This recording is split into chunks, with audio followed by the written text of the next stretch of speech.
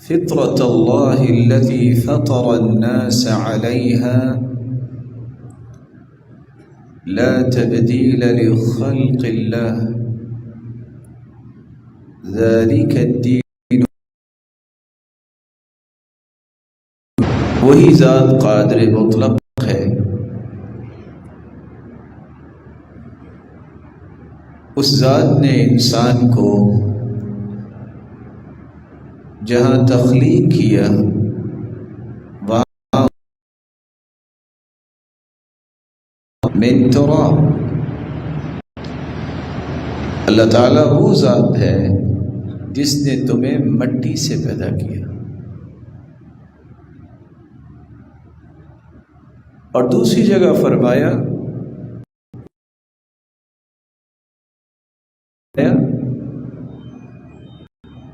اِنَّا خَلَقْنَاهُم مِّن طِينٍ لَازِبٍ، ہم نے ایسی مٹی سے پیدا کیا جو چپکنے والی مٹی ہے۔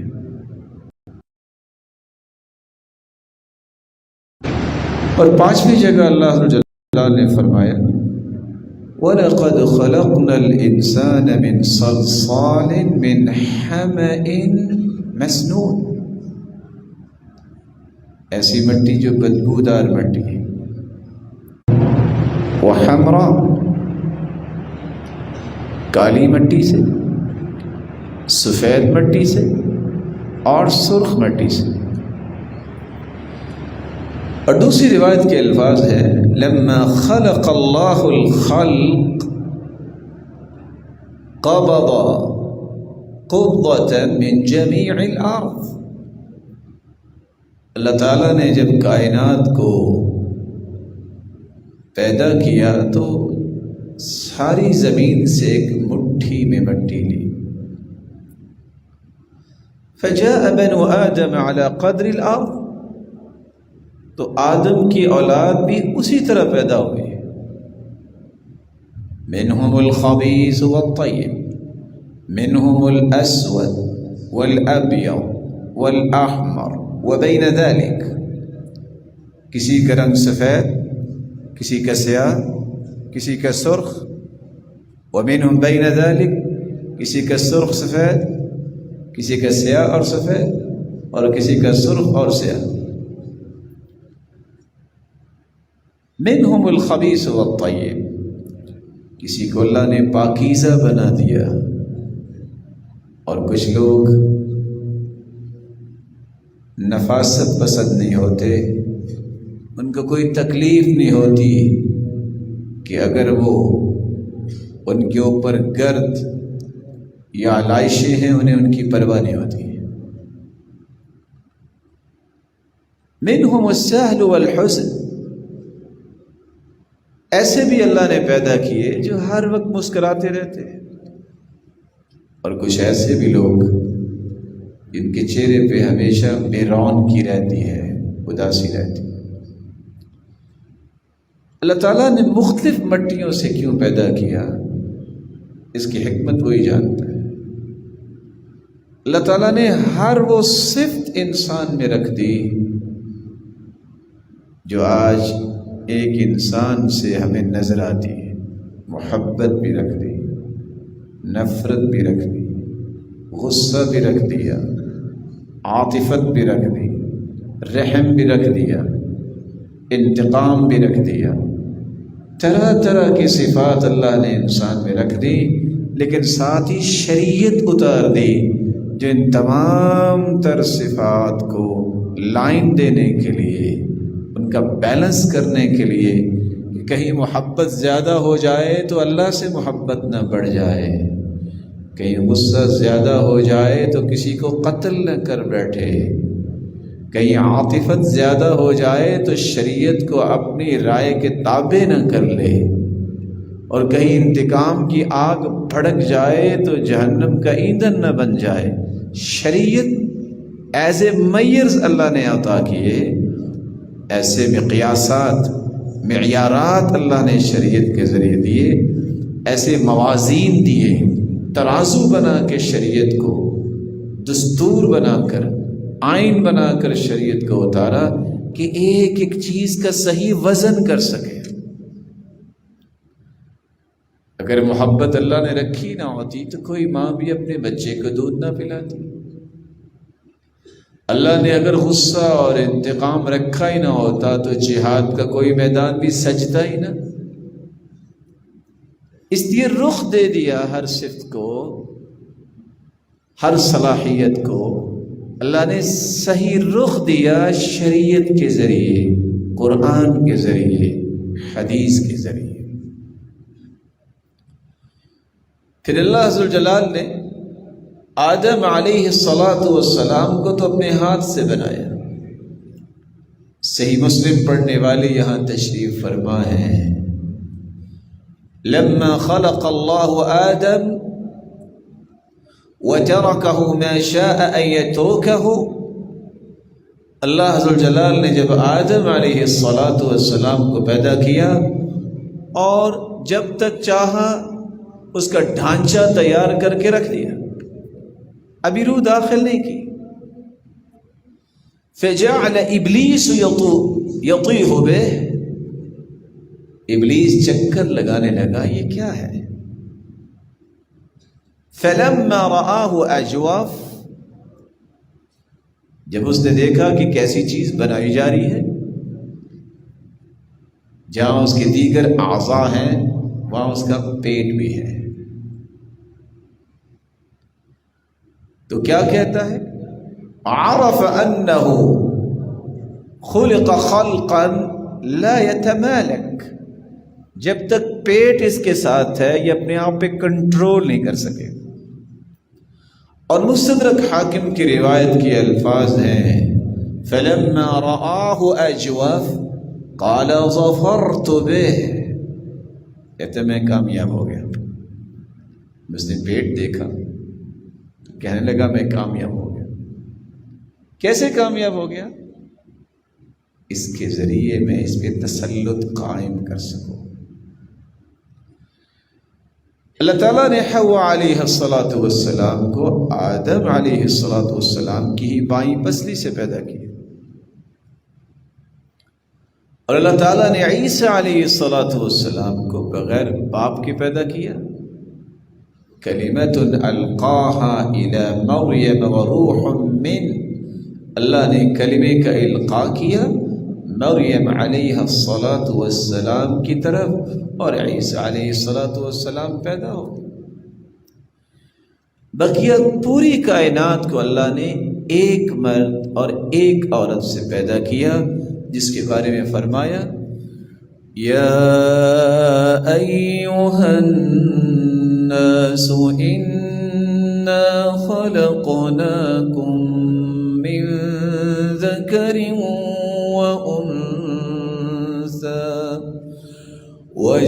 وجعلناكم شعوبا وقبائل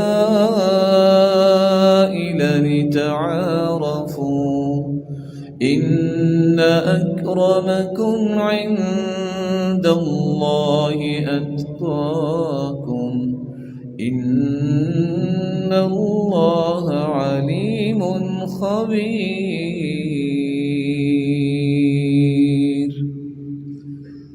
اے لوگوں، ہم نے ایک مرد اور ایک عورت سے تمہیں پیدا کیا، پھر تمہارے قبیلے اور برادریاں بنائیں۔ کس لیے؟ لتفاخروا، تم فخر کرو؟ نہیں۔ لتخاصموا، تم آپس میں جھگڑے کرو؟ نہیں۔ لتکاثروا، تم افرادی قوت میں گھمنڈ اور غرور اور تکبر کرو؟ نہیں۔ کس لیے؟ لتعارفوا، تم آپس میں تعارف حاصل کرو۔ یہ احمد بھائی اس قبیلے کے آدمی ہیں، اور یہ محترم احمد بھائی اس قبیلے کے ہیں، اور یہ محترم احمد بھائی اس قبیلے کے ہیں۔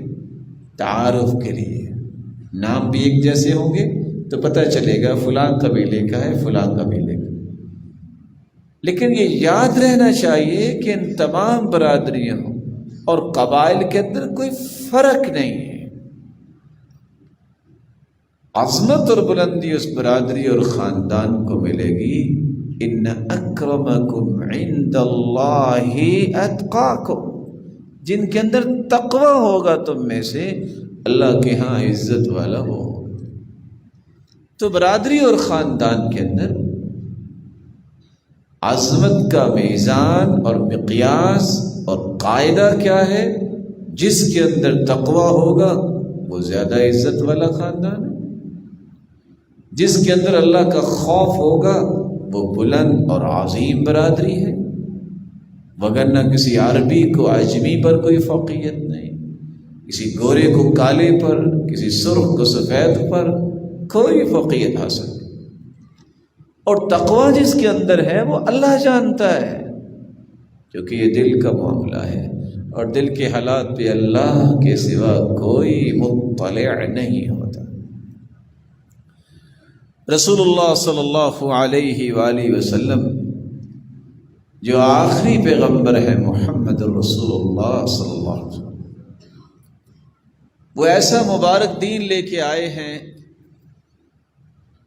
کہ جہاں حضرت انسان کی تخلیق کی بات ہوئی ہے وہاں یہ بہت بڑی خوشخبری اس نے سنائی ہے کہ اللہ نے پوری انسانیت کو اسلام پر پیدا کیا ہے۔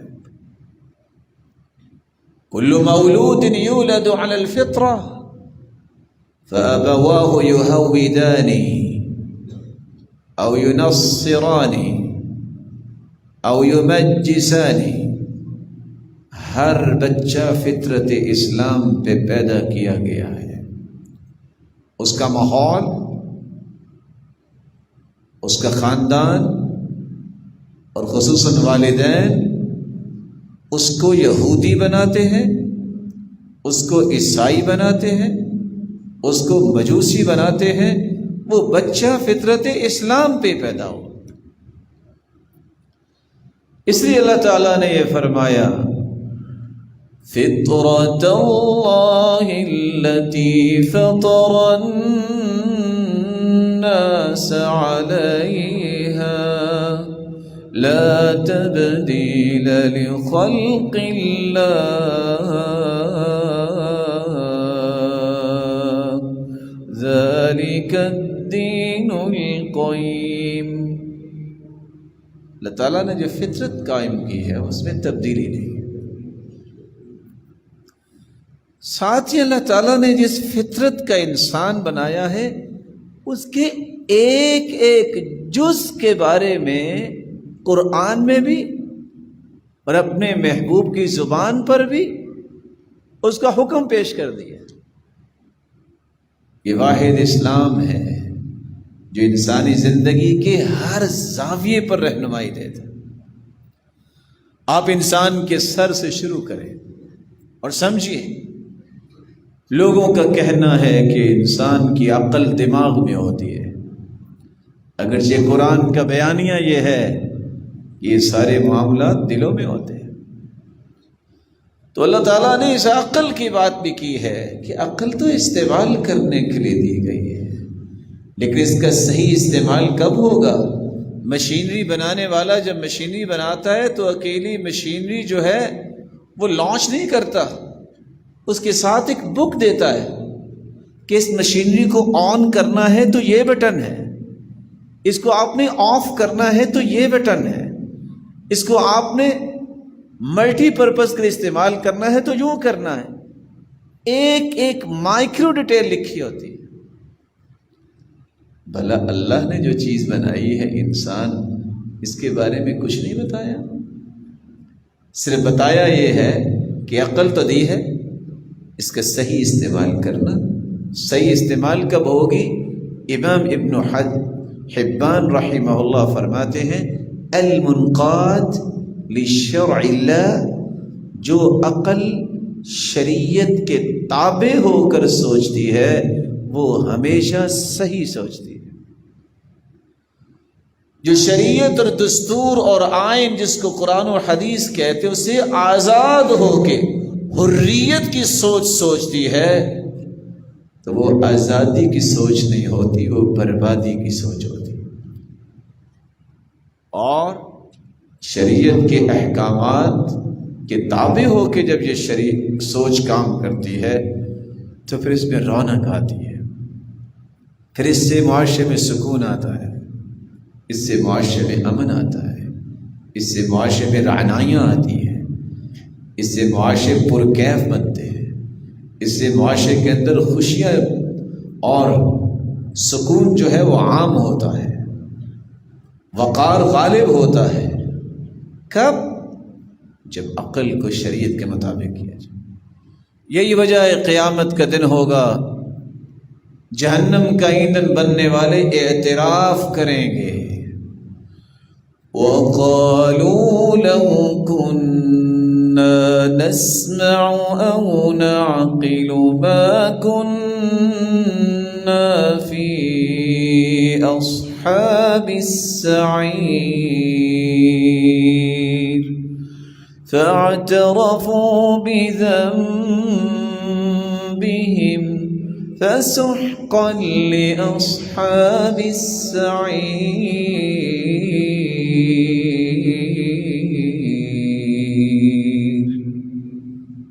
اس دن کہے گا انسان، کاش ہم نے سنا ہوتا، نسمع او نعقل، ہم نے صحیح سمجھا ہوتا، سنا ہوتا اور سمجھا ہوتا تو آج ہم جہنم میں نہ ہوتے۔ فاعترفوا بذنبہم، اس دن اپنے گناہوں کا اعتراف کریں گے کہ ہم نے عقل کو صحیح استعمال نہیں کیا۔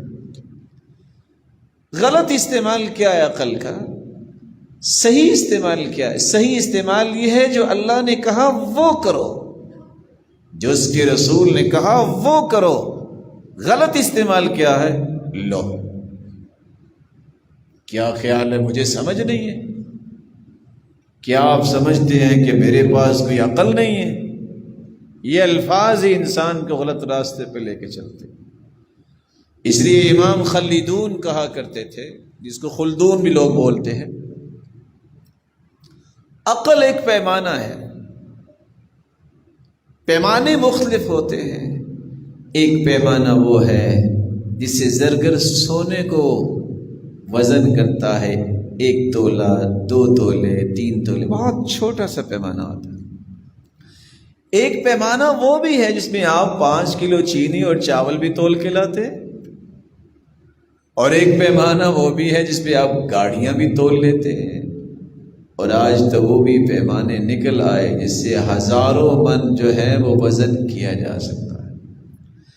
تو امام ابن خلدون کہتے ہیں کہ اگر کسی کا ذوق پیدا ہو جائے، جس کا معنی یہ ہے بہت بڑا ایک ٹریلر جو ہے اس کو وزن کرنے کے لیے کوئی زرگر کہے کہ نہیں میں نے اس ترازو پہ ٹریلر کو تولنا ہے جس پہ سونا تولتے ہیں، تو وزن کر لے گا۔ اسی طرح اللہ کی شریعت کا وزن، عقل وہاں تک سفر ہی نہیں کر سکتی اکیلی جب تک یہ شریعت کے تابع نہ ہو، اس وقت تک شرعی امور کا صحیح ادراک ہی نہیں کر سکتی۔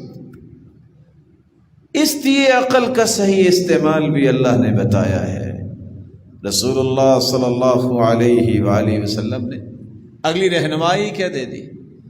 اب یہ دماغ اور سوچ ہے، یہ ہے وہ دونوں کانوں کے درمیان پائچوٹری کا نظام جس کو میموری کارڈ کہتے ہیں۔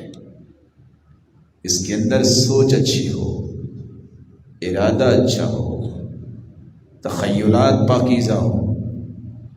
یہ عقل کا محور جو ہے اس کی ہر وقت پالش ہوتے رہنا چاہیے، ذکر سے، فرائض اور عبادات سے، اللہ کے رسول پر درود پڑھنے سے، اور مسلمانوں کے بارے میں حسد اور بغض اور عداوت سے اس حصے کو پاک صاف رکھا جائے۔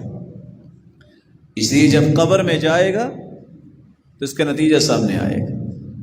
اور آپ نے وہ حدیث پڑھی ہوگی صحیح بخاری کے اندر کہ جب مومن سے سوال کیا جاتا ہے من ربک ما دینک ماذا تقول فی هذا الرجل الذي بعث فیکم، بتاؤ رب کون ہے، دین کیا ہے آپ کا، اس ہستی کے بارے میں کیا کہتے ہو جو مبعوث کی گئی؟ وہ جواب دے دیتا ہے اما الکافر او المرتاب او المنافق، کافر منافق، دین میں شک کرنے والا، جب اس سے یہ تینوں سوال کیے جائیں گے کسی کا جواب نہیں دے پائے گا۔ جواب جب دینے والا مومن دے گا تو فرشتے پوچھیں گے کیسے جواب دیا؟ جواب سنیے، قرأت القرآن وعملت بما فيه وصدقت، میں نے قرآن پڑھا، عمل کیا، اللہ کے ہر فیصلے کی تصدیق کی کہ یہ سچ ہے، اس سے جواب آئیں گے۔ جب جواب نہیں ملا کافر سے، منافق سے، شک کرنے والے سے، فرشتے بھی تین جواب دیں گے، لا دریت ولا تلیت فیضرب بمطارق من حدید ضربہ بین اذنی، فرشتے کہیں گے نہ تم نے پڑھا نہ تم نے سمجھا، دو جواب، اور تیسرا جواب پھر زبان سے نہیں دیں گے، ایک ایسی گرز اٹھا کے دو کانوں کے درمیان اسے ماریں گے، لو ضرب بها جبل لكان ترابا، اگر وہ گرز کسی پہاڑ پہ مار دی جائے تو پہاڑ مٹی بن جائے، ریزہ ریزہ ہو جائے۔ یہاں دو کانوں کے درمیان، بین اذنی، دو کانوں کے درمیان کیوں ماریں گے؟ یہ میموری کارڈ ہے، انسان کی سوچ ہے، یہاں عقل ہے، یہ وہ ہے وہ دماغی اٹھان، اس کا صحیح استعمال نہیں کیا۔ یہ سر کے اندر ہے اور سر پہ بال ہوتے ہیں، شریعت کتنی خوبصورت ہے کہ اس پہ بھی رہنمائی دی۔ آپ کے بال کیسے ہونے چاہیے؟ من مرضی کے نہیں۔ اللہ کے رسول کے بال تین طرح کے تھے، لم، جم، وفرہ، کانوں کی لو تک، کندھے تک، کندھے اور کانوں کے درمیان، اور آپ نے حج کے موقع پہ بالوں کو صاف بھی کروایا، منڈوایا بھی ہے۔ آپ تین طرح کے بال رکھیں، لیکن کیسے رکھیں؟ اگلا ادب بھی بتایا۔ سیدہ عائشہ رضی اللہ تعالی عنہ فرماتی ہیں، صدعت من یافوخہ وارسل ناصیتہ بین عینی، نبی داؤد کی روایت آپ نے پڑھی ہوگی، میں جب آپ صلی اللہ علیہ وسلم کے بالوں میں کنگھی کیا کرتی تو میں اس کنگھی کو جب داخل کرتی تو میں آپ کے ناک کی سیدھ سے داخل کر کے آدھے بال دائیں طرف کر دیتی، آدھے بال بائیں طرف کر دیتی، جس کو آج ہم کہتے ہیں مانگ نکال۔ تب بتا دیا، من کان لہ شعر فلیکرمہ، جس کے بال ہیں اس کی عزت کرے، وہ بالوں کی عزت دے، ان کو کھانا کھلائے، ہاں ان کا کھانا کٹے ہوئے اور ایک بودی بنی ہوئی ہے۔ نہا رسول اللہ صلی اللہ علیہ وسلم عن القزع، علیہ وسلم نے قزع سے منع کیا، اس لیے لباسا یواری سوآتکم وریشا، اللہ نے لباس بھی دیا ہے اور بال بھی، جس سے آپ ستر پوچھی جسم کے بھی کرتے ہو اور بالوں کیا کرتے۔ کسی نے سوال کیا عبداللہ ابن عباس رضی اللہ تعالیٰ عنہ سے کہ آپ کیوں اس طرح اپنے بالوں کو سیٹ کرتے ہیں؟ تو انہوں نے آگے سے جواب دیا، وَلَهُنَّ مِثْلُ الَّذِي عَلَيْهِنَّ بِالْمَعْرُوفِ وَلِلرِّجَالِ عَلَيْهِنَّ دَرَجَةٌ، اہتمام کریں تو ان کا بھی یہ چاہتا ہے کہ تم بھی گھر والوں کے لیے اہتمام کرو۔ آپ صلی اللہ علیہ وسلم نے یہ بھی فرمایا کہ تم ناگا ڈال کے کنگھی کرو۔ کچھ حضرات اس روایت کو لے کے کہتے ہیں کہ بس آج کنگھی کی ہے، کل تک میں نے سر کے قریب کنگھی لے کر نہیں جانا، جبکہ ہمارا منہج کیا کہتا ہے، جب تک تمام دلائل کو جمع نہ کیا جائے تو کسی بھی بات کا فیصلہ نہیں دینا چاہیے۔ خود رسول اللہ صلی اللہ علیہ وآلہ وسلم کا طرز عمل کیا تھا وہ دیکھیں۔ خود صحابہ کرام کا طرز عمل کیا تھا وہ دیکھیں. لیکن اس کا قطعاً یہ مطلب نہیں ہے کہ انسان 2 گھنٹے بس کنگھی پکڑ کے لگا رہے، اس کا یہ مطلب بھی نہیں ہے. تو اللہ تعالیٰ نے یہ سارے کے سارے آداب یہاں سے شروع کر کے بیان کر دیے. اور آپ صلی اللہ علیہ وسلم نے ساتھ یہ فرمایا لعن اللہ الواشمات والمستوشمات والنامصات والمتنمصات المتفلجات المغیرات خلق اللہ. اور دوسری روایت میں آتا ہے لعن اللہ الواصلات والمستوصلات. اور تیسری روایت میں آتا ہے انہ قد لعن الموصولات. لعنت ہے ان عورتوں پر جو پلکنگ کرواتی ہیں، ان عورتوں پر جو تھریڈنگ کرواتی ہیں، ان عورتوں پر جو اپنے دانتوں میں فاصلہ کرواتی ہیں، ان عورتوں پر جو نکلی بال لگاتی ہیں یا کوئی چیز لگاتی ہے. پھر سنیے، آپ نے دیکھا ہوگا، اگر نہیں دیکھا تو اللہ کرے نہ ہی دیکھیں آپ، کہ کتنی عورتیں یہ اپنی پلکیں بناتی ہیں اوپر سے ڈیزائن جیسے کافرات کرتی ہیں. کتنی عورتیں چہرہ بازو جگہ جگہ پہ سیاہی بھرواتی ہیں. اور آج تو مرد بھی ایسا کرنے لگ گئے. دانتوں میں فاصلہ کروانا یہ امیر لوگ بنتا ہے، اس پتہ نہیں کیسے بنتے ہیں. نکلی بال لگائیں گے، بال ہے ہی نہیں، بتائیں گے نہیں کہ بیٹی کے بال ہیں کہ نہیں، دھوکہ. نکلی پلکیں لگا لیں گے لمبی لمبی. کیا اللہ کی رسول نے جس کے بارے میں لعنت کر دی ہو وہ مومنہ عورت پسند کرتی ہے؟ صحیح بخاری کھولیے، ایک عورت آ کے کہتی ہے یا رسول اللہ انہ قد تمعت شعر رأسها، میری بیٹی کے بال سر پہ ہیں ہی نہیں، میں نکلی بال لگا لوں؟ ہیں ہی نہیں، ایک تو چھوٹے چھوٹے ہیں، یا وہ ڈیزائن اس کا ملٹی ڈیزائن نہیں ہے، جو وہ چاہ رہی ہے اس طرح کی شیپ نہیں بن رہی. میں اس کی بات نہیں کر رہا، ہے ہی نہیں. فرمایا انہ قد لعن الموصولات، نکلی بال لگانے والی اس پہ تو لعنت کی گئی ہے. روایت کہاں ہے؟ صحیح بخاری کی. تو رسول اللہ صلی اللہ علیہ وسلم نے یہ سارے کے سارے آداب صرف بالوں کے بارے میں بتا دی.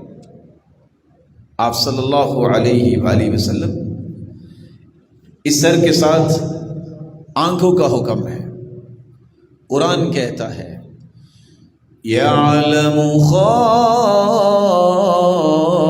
خائنۃ الاعین وما تخفی الصدور.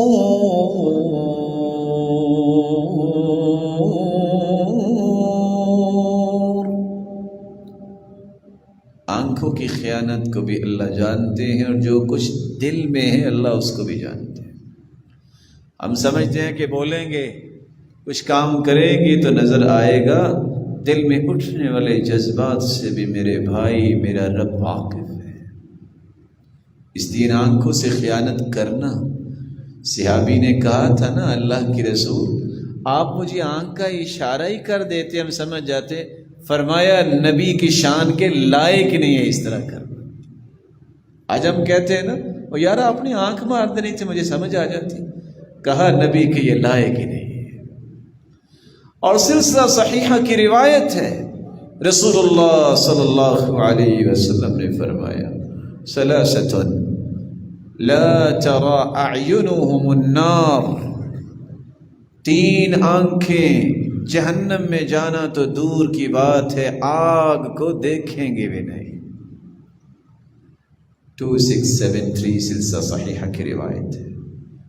وہ کتنی مبارک آنکھیں ہیں جن کو آگ نظر ہی نہیں آئے گی، اللہ انہیں جہنم سے محفوظ کر لیں گے.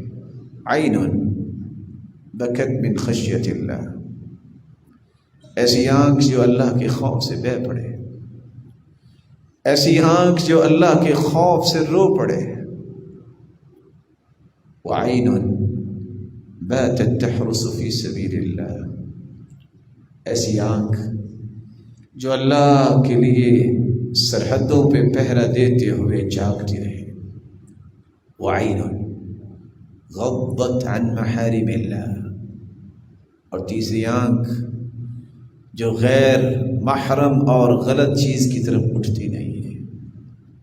یہ حدیث کس قدر مبارک ہے، کبھی اکیلے بیٹھ کے سوچیے کتنی مدت ہوگی میری آنکھوں سے اللہ کی رضا اور خوف سے آنسو نکلے۔ جس کی آنکھیں سخت ہو جائے، جس کا دل سخت ہو جائے، اس کی بدبختی کی علامت ہوتی ہے۔ عین بکت من خشیت اللہ، اللہ کے خوف سے آنکھ بہہ پڑے۔ یہ آنکھ آگ میں جانا تو دور کی بات ہے، اللہ اس کو آگ دکھائیں گے بھی نہیں۔ وعین باتت تحرس فی سبیل اللہ، اللہ ذو الجلال کی رضا کے لیے جو سرحدوں میں پہرا دیتی ہے اور جاگتی رہتی آنکھ، اللہ اس کو آگ دکھائیں گے بھی نہیں۔ وعین غضت عن محارم اللہ، جو اللہ کی حرام کردہ چیزوں سے آنکھ رک جاتی ہے دیکھنے، اللہ تعالیٰ اس کو بھی آگ دکھائیں گے۔ اللہ نے آنکھ کے بارے میں بھی رہنمائی دی ہے، اس کا استعمال صحیح کرو۔ اس کے استعمال کا یہ بھی طریقہ ہے، سرما لگایا کرو۔ علیکم بالعصمت فإنہ یجل البصر وینبت الشعر، عصمت سرما ڈالا کرو، اس سے بال بھی اگتے ہیں، نظر بھی تیز ہوتی ہے، خوراک ہے آنکھوں کی۔ رسول اللہ صلی اللہ علیہ وسلم کیسے سرما لگاتے؟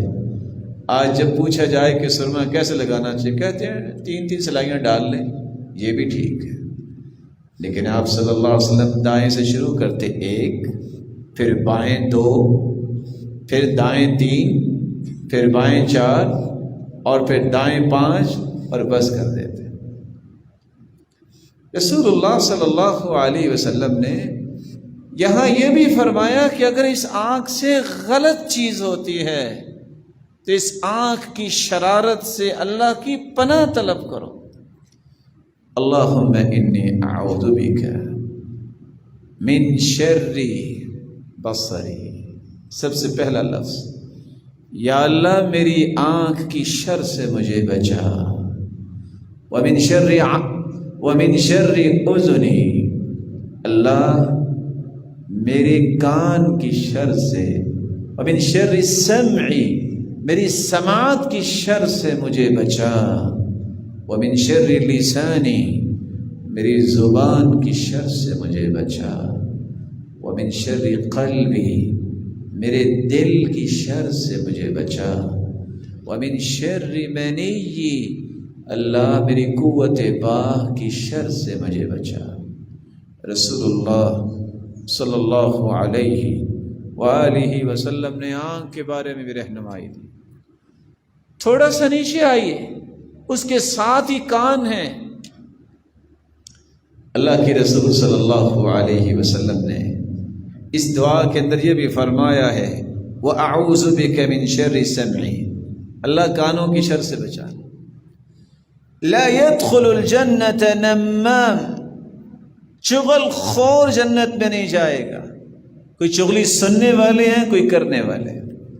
لا يدخل الجنة قتات،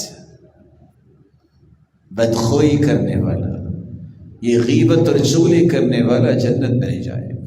اور آپ صلی اللہ علیہ وسلم نے فرمایا، سنن ابی داود کی روایت ہے، وَمَنِ اسْتَمَعَ إِلَى حَدِيثِ قَوْمٍ يَفِرُّونَ بِهِ مِنْهُ صُبَّ فِي أُذُنِهِ الْآنُكَ يَوْمَ الْقِيَامَةِ، کوئی بات آپ کو سنانا نہیں چاہتا، آپ ٹو لگا کے جاسوسی کر کے سننا چاہتے ہیں، قیامت کے دن ان کانوں میں تانبا پگھلا کے ڈالا جائے گا۔ کان کے بارے میں بھی رہنمائی دے دی، اس کان سے اچھی چیز سنیں، اس آنکھ سے اچھی چیز دیکھیں. مثل المؤمن مثل النحلة لا تأكل إلا طيبا ولا تضع إلا طيبا.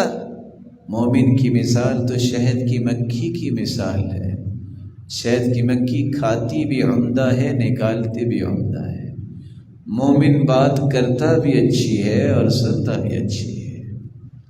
مومن بات کرتا بھی اچھی ہے اور سنتا بھی اچھی ہے. اللہ تعالیٰ نے اس لیے قرآن مجید میں فرمایا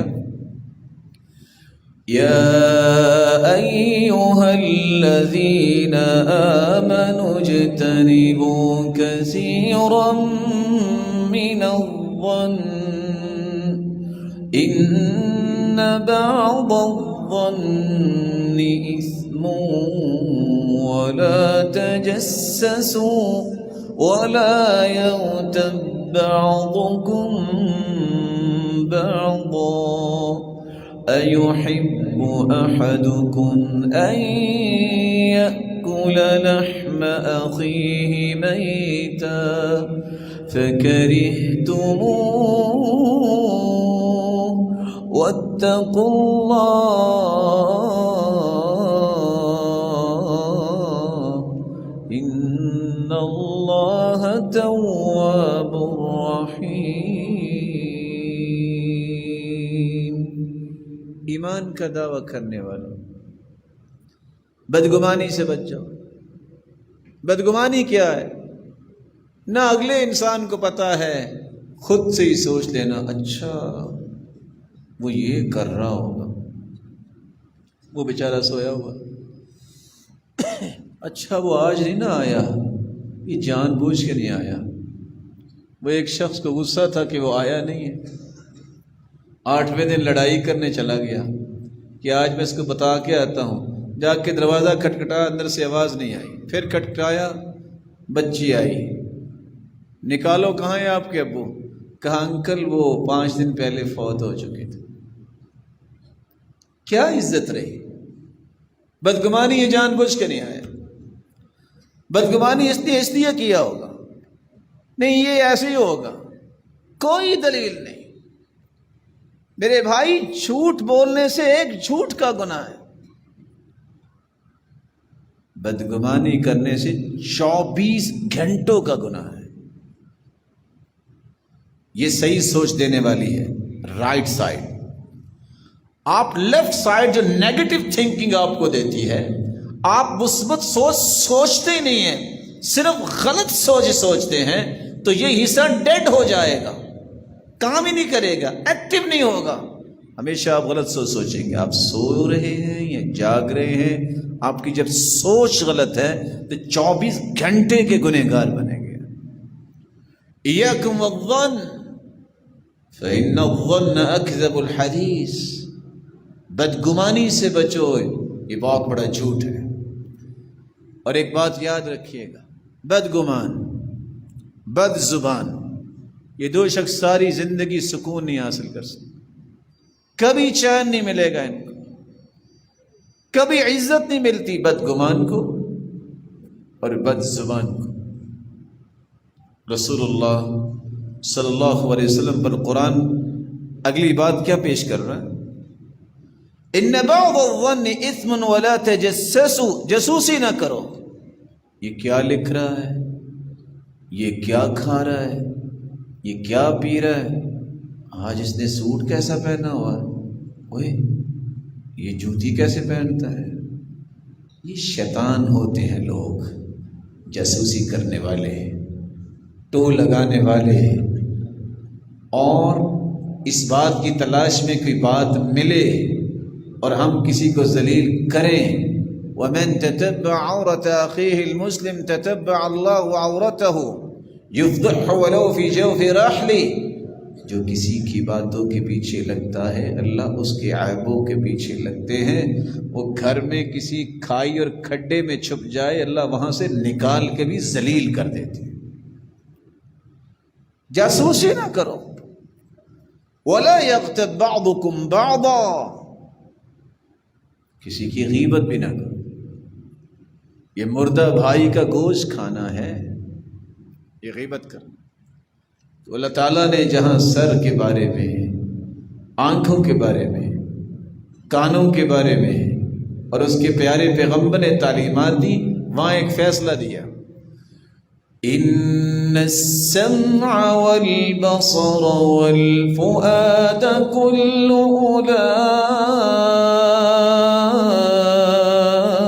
اولئک کان عنہ مسئولا۔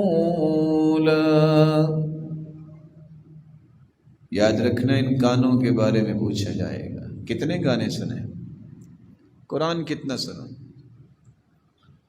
ان آنکھوں کے بارے میں سوال کیا جائے گا، اس دل کے بارے میں سوال کیا جائے گا۔ آج معاشرے میں ظاہری مردم شماری ہوتی ہے، اگر قلبی مردم شماری ہونے لگ جائے تو کیا بنے گا کہ اس دل میں کتنے لوگ ہیں، اللہ جیسی محبت کتنی چیزوں کے ساتھ ہے، قلبی مردم شماری تو وہ کرتا ہی نہیں ہے۔ کاش کہ ہر بندہ اپنے دل کی مردم شماری کر لے کہ یہاں کتنے بستے ہیں، اس دل میں ایک اللہ کی محبت، اس کے رسول کی پھر محبت، پھر اللہ اور اس کے رسول کی اطاعت کے لیے نیک لوگوں کی محبت، یہ ہے اس دل کے اندر جگہ رکھنے کی کہ جو محبت ہونی چاہیے۔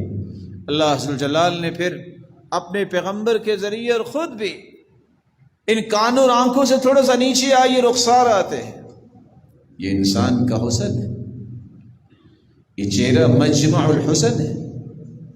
آپ صلی اللہ علیہ وسلم نے فرمایا تھا اجتنب الوجہ، چہرے پہ نہ مارنا، فإن الصورة محترمہ، کیونکہ انسان کی شکل و صورت بڑی محترم ہے۔ خلق اللہ آدم علی صورتہ، اللہ نے آدم علیہ السلام کو اس کی شکل و صورت پہ پیدا کیا،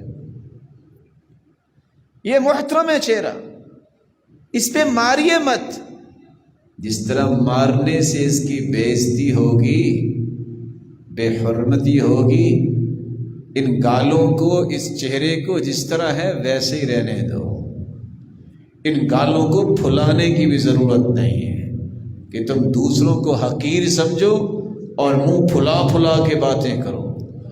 وَلَا تُصَعِّرْ خَدَّكَ لِلنَّاسِ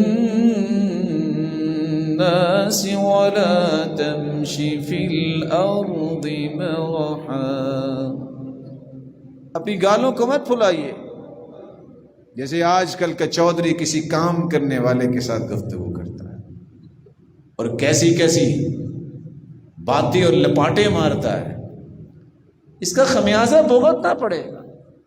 یہ نصیحت کی ہے قرآن نے، اور آپ صلی اللہ علیہ وسلم نے یہاں تک فرمایا ایک وقت آئے گا ایسے لوگ آئیں گے یأکلون الوان الطعام ویشربون الوان الشراب ويلبسون ألوان الثياب ويتشدقون في الكلام أولئك شرار أمتي، جو گمنڈ، تکبر، غرور، پیسے کی نمائش کے لیے کھانا تو 1 2 3 کھانے انسان کھا سکتا ہے، 20 کھانے رکھے ضائع، 20 جو ہیں مشروبات رکھے ہیں، پتہ چلے پیسہ بڑا ہے، رنگ برنگے کھانے اور رنگ برنگے مشروبات صرف دکھاوے کے لیے، اور صبح کوئی اس نے 3 پیس پہنا ہے، زور کو اور پہنا ہے، ضرورت نہیں ہے، دن میں 6 جوڑے بدل رہا ہے یا بدل رہی ہے، کس لیے؟ پتہ چلے پیسہ ہے، پھر منہ پھلا پھلا کے باتیں کرتے ہیں۔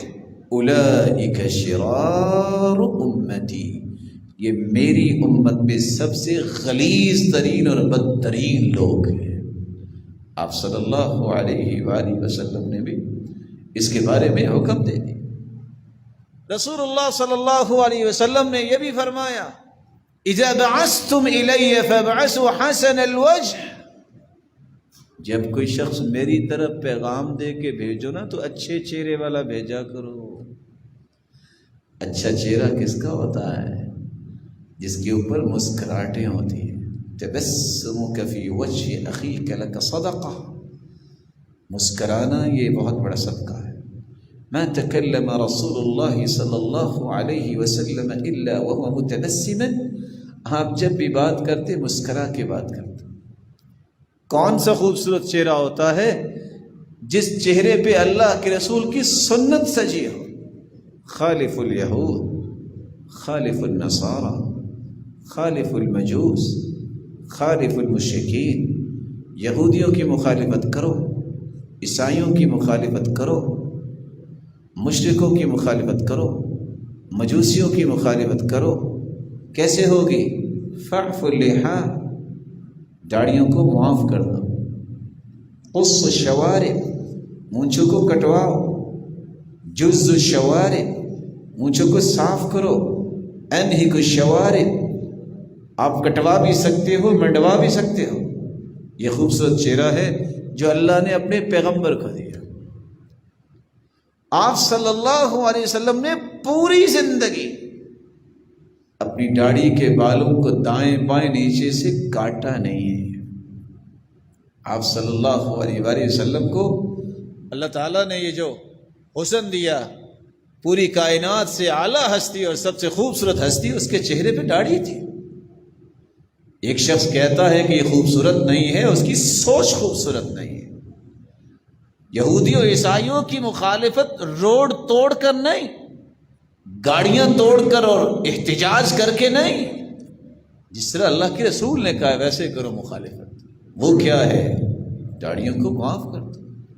رسول اللہ صلی اللہ علیہ وآلہ وسلم نے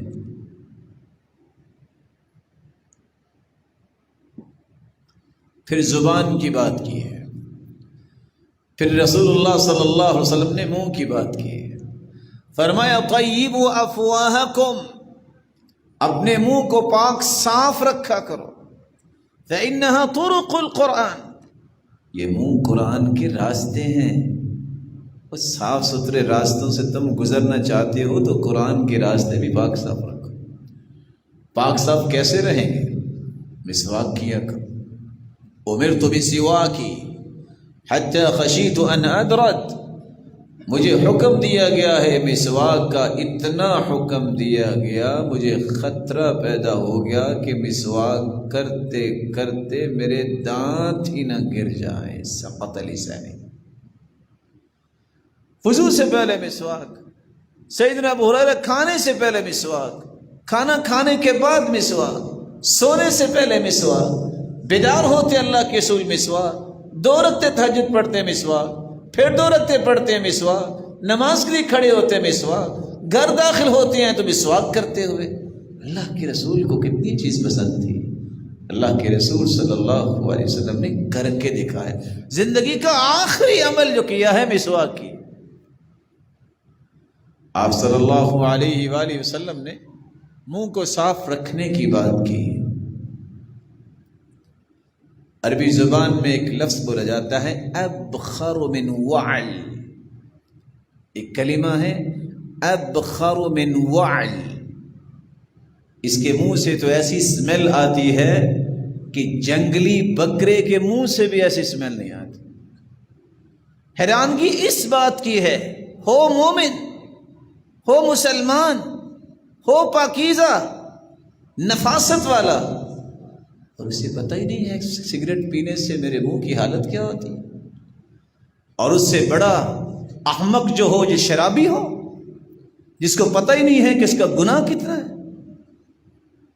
من شرب الکأس خمرا، یہ شخص شراب کا 1 گلاس پیتا ہے، لم تقبل له صلاة 40 لیلہ، 40 راتیں اس کی عبادت قبول نہیں ہوتی۔ اور جو دنیا میں شراب پی لیتا ہے اس کی کتنی بدبو ہے۔ سیدنا ابو بکر و عثمان کہتے ہیں اسلام سے پہلے بھی ہم اس کے قریب نہیں گئے، کیونکہ شرابی انسان جو ہے اتنا دھت ہوتا ہے، نہ اس کو ماں کا پتہ چلتا ہے، نہ اس کو بیٹی اور بہن، نہ خالہ اور پھپھو کا پتہ چلتا ہے، وہ سب کو اپنی بیوی کے برابر سمجھ دیتا۔ اس لیے فرمایا انہا ام الخبائث، شراب تمام خباثتوں کی جڑ ہے۔ لوگ پی لیتے، اور حدیث کے الفاظ یہ ہیں یہ دنیا میں شراب پیتا ہے، قیامت کے دن اسے منہ میسات بدکار عورتوں کی غلاظت پلائی جائے گی، اور ہو مومن اور یہ کام کرے۔ اس منہ کے بارے میں تو اللہ نے فرمایا اس کو پاک صاف رکھو، دانتوں کی صفائی کرو، مسواک کرو، زبان ہے اس زبان سے الفاظ اچھے بولو۔ من لانت کلمت وجبت محبت، جس کی زبان میں نرمی ہوتی ہے اس کی محبت واجب ہو جاتی ہے۔ من يضمن لي ما بين لحيي وما بين رجليه اضمن له الجنہ، اللہ کے رسول نے فرمایا جو زبان اور شرمگاہ کی حفاظت کی مجھے ضمانت دیتا ہے میں جنت کی ضمانت دوں گا۔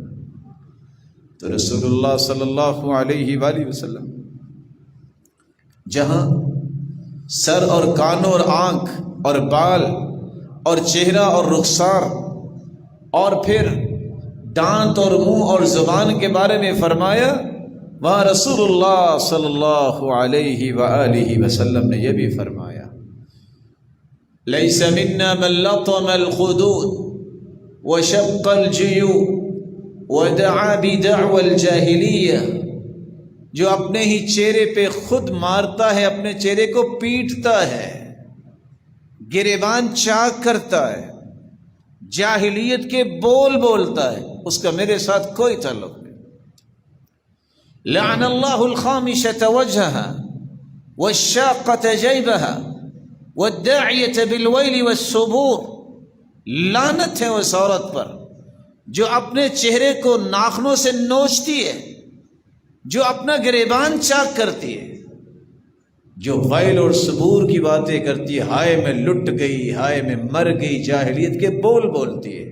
شریعت نے یہ سارے احکام دیے۔ رسول اللہ صلی اللہ علیہ وآلہ وسلم نے یہ فرمایا تھا، انسان اس گردن کو بھی اس کے اندر سریا نہ لے کے آئے، سٹیل نہ ڈالے۔ مومن وہ ہوتا المطوعون اکنافہم، اس کے کندھے جھکے ہوتے ہیں، اس کے اندر نرمی ہوتی ہے، اس کے اندر اکڑ نہیں ہوتی، اس کے اندر گھمنڈ نہیں ہوتا، اس کے اندر تکبر نہیں ہوتا۔ اس لیے فرمایا اذا مشت امتی مطیطا، جب میری امت کے لوگ بازو کھول کھول کے چلیں گے، سلط شرارها علی خیارها، شریر لوگوں کو اللہ نیک لوگوں پہ مسلط کر دیں گے، اور ایسے تکبر کرنے والے یحشر المتکبرون یوم القیامت کامثال الذر، قیامت کا دن ہوگا، ان تکبر کرنے والوں کو اللہ چونٹیاں بنا کے پوری کائنات کے پاؤں تلے راند کے رکھ دیں گے۔ رسول اللہ صلی اللہ علیہ وآلہ وسلم نے ان ہاتھوں اور بازوؤں کے بارے میں بھی تعلیمات دی ہے، قرآن نے بھی اور حدیث نے بھی۔ ان کا استعمال کیا ہونا چاہیے؟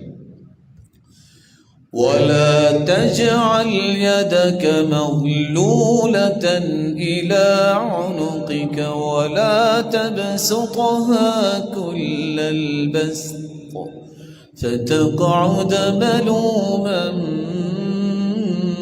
مَحْسُورًا۔ فضول خرچ نہ بنو، اتنا ہاتھ تنگ نہ کرو اور اتنا کھولو بھی نہیں، میانہ روی سے۔ زیادہ بخل کرو گے محروم ہو جاؤ گے، زیادہ اسراف اور تبذیر و فضول خرچی کرو گے شیطان کے بھائی بن جاؤ۔ وَاخْفِضْ جَنَاحَكَ لِلْمُؤْمِنِينَ،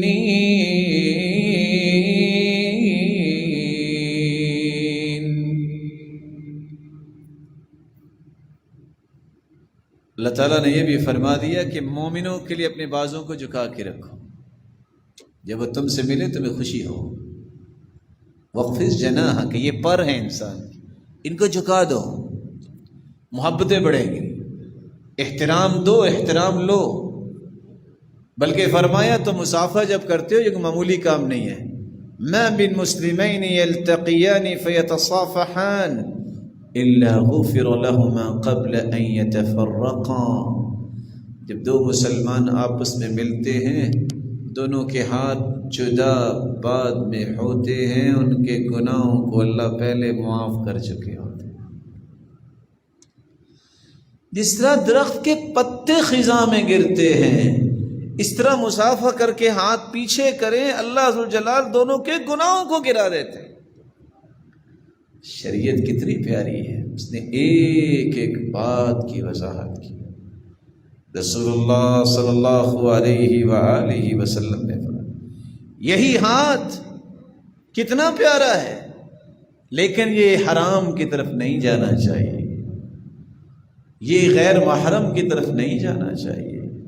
اس لیے رسول اللہ صلی اللہ علیہ وسلم نے فرمایا لا يطعن في رأس رجل بمخيط من حديد خير له من أن يمس امرأة لا تحل له۔ کسی انسان کی سر میں لوہے کی سوئی ڈال کے وہاں پرو دیا جائے، یہ زیادہ اچھا ہے کہ غیر محرم کو وہ چھوئے۔ آج نیکی کے نام پہ کہتے ہیں چلو حضرت جی سے پیار لے لیتے ہیں، بیٹی ہے، بہن ہے، بیوی ہے، ماں ہے، اس کو پیار دلوا دیتے ہیں۔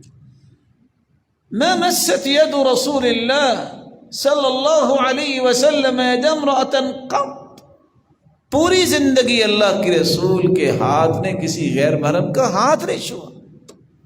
کیا اللہ کے رسول سے بھی کوئی نیک ہے؟ کیا اس سے بڑی ہستی بھی دنیا میں کوئی آئی ہے؟ آپ صلی اللہ علیہ وآلہ وسلم نے اس کی بھی وضاحت کر دی۔ کتنے لوگ ہیں ان کو اس بات کا احساس ہے، مردوں کے بھی ناخن بڑے ہوئے ہیں۔ صحابہ کا طریقہ تھا ہر جمعے اپنے ناخن کاٹتے، یوں لگتا ہے جیسے شکاری جانور کے ناخن بڑے ہوتے، پرواہ ہی کوئی نہیں، یہ زندگی ہے۔ اور آج تو جب مغرب کی نقالی کرنے لگ گیا انسان، تو جن ہاتھوں نے آٹا گوندھ کے روٹیاں پکانی ہوتی ہیں، آج وہ کام تو سارے چھوٹ گیا، ان کے ناخن دیکھو جیسے جانوروں کے بھی نہیں ہوتے۔ رسول اللہ صلی اللہ علیہ وآلہ وسلم نے فرمایا من تشبہ، جو شخص کسی کی مشابہت کرتا ہے فہو منہ، وہ انہی میں سے۔ اگر اس بنیاد کو دیکھا جائے کہ فلاں چونکہ ایسے اس کے ناخن ہیں تو میں بھی ایسے ناخن بناتی ہوں یا بناتا ہوں، یہ جرم کر رہا ہے۔ اس کو اللہ کا خوف کھانا چاہیے۔ اسلام سے بہترین نظام کو نہیں ہے۔ اسلام کا نظام یہ ہے صاف ستھرے رہو، جسم کو صاف ستھرا رکھو۔ طاہروا اجسادکم طہرکم اللہ، جسموں کو پاک صاف رکھو، اللہ تمہیں پاکیزہ بنا دے۔ طاہروا ساحاتکم فإن أنتن الساحات ساحات اليہود، اپنے ماحول، اپنے صحنوں کو صاف ستھرا رکھو۔ اللہ کے رسول صلی اللہ علیہ وسلم نے پاکیزگی کی کتنی تاکید کی۔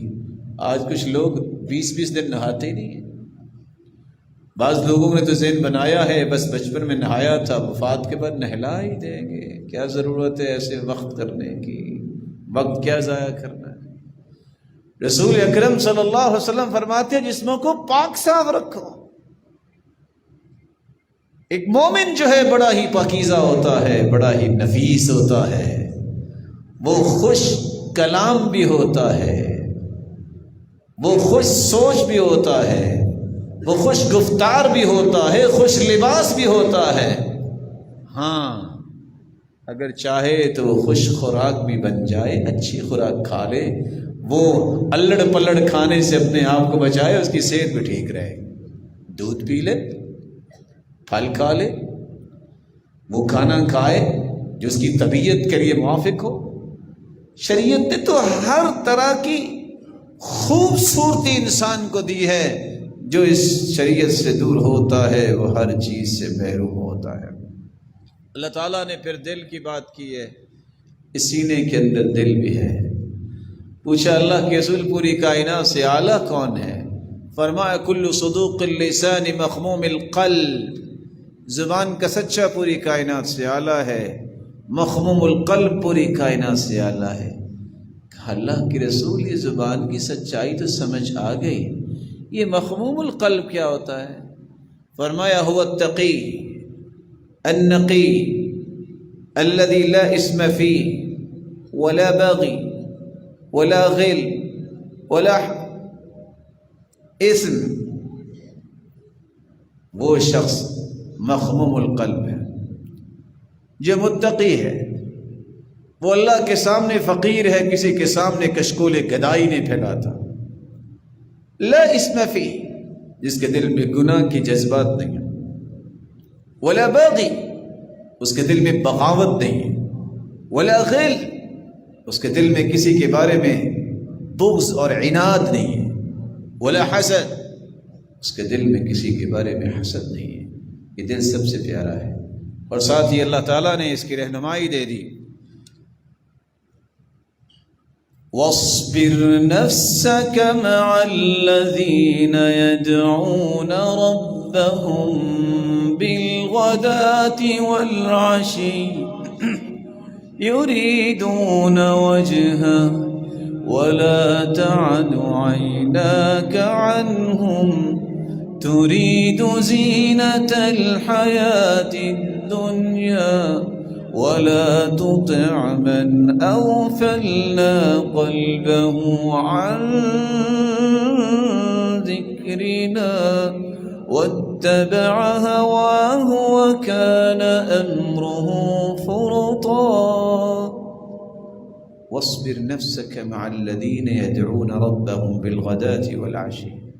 میرے محبوب، میں نے آپ کو پوری کائنات سے اعلیٰ بنایا ہے، لیکن میرا حکم یہ ہے جو صفہ پہ بیٹھ کے دین پڑھ رہے ہیں تجھ سے، یہ طالب علم جو ہیں، یہ صبح و شام تیرے رب کو پکارنے والے ہیں، ان سے منہ نہ موڑنا، ان کے ساتھ جڑے رہنا۔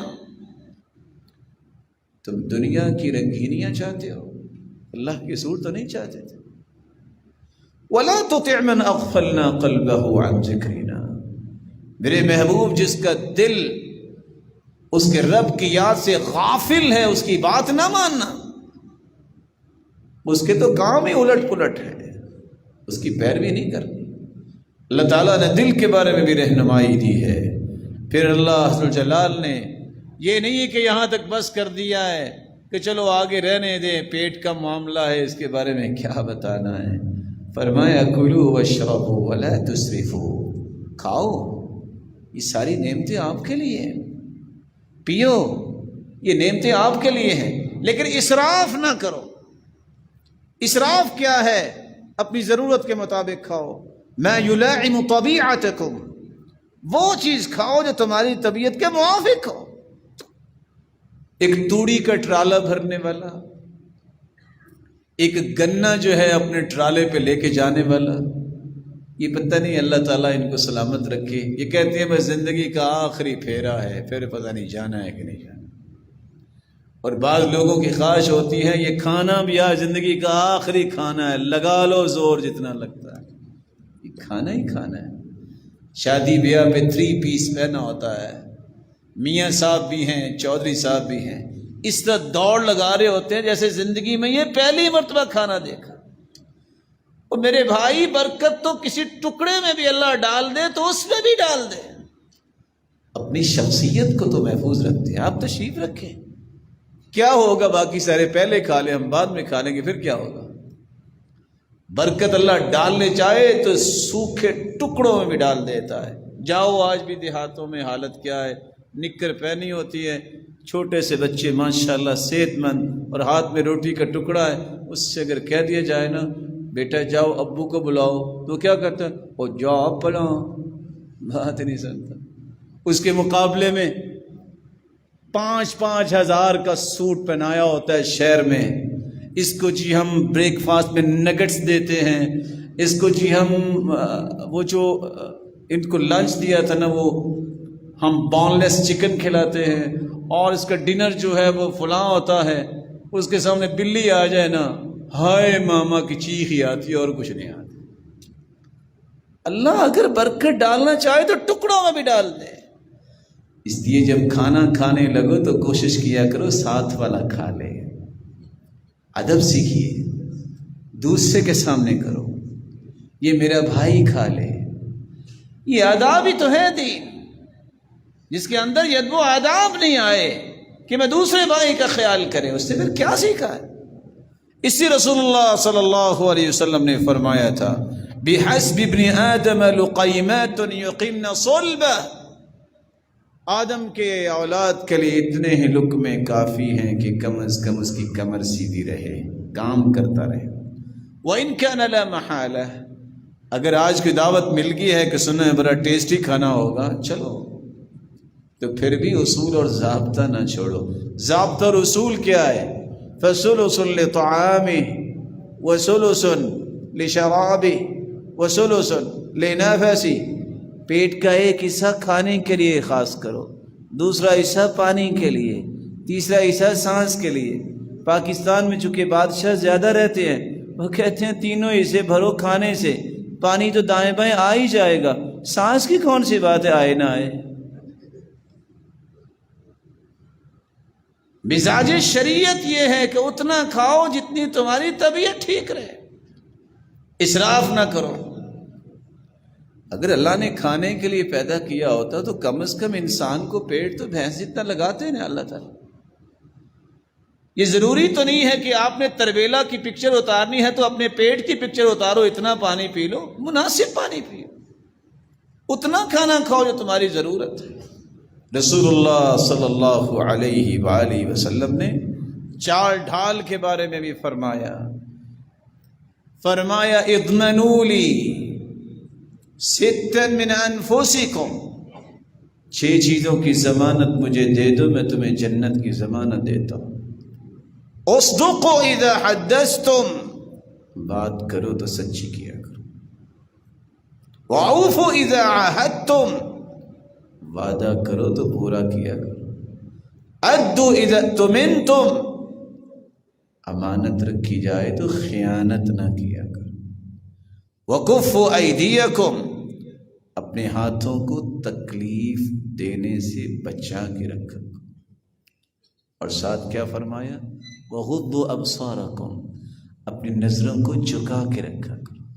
واحفظوا فروجکم، اور اپنی شرم گاہوں کی حفاظت کر لو۔ تدخلون جنت ربکم، تم اپنے رب کی جنت میں داخل ہو جاؤ۔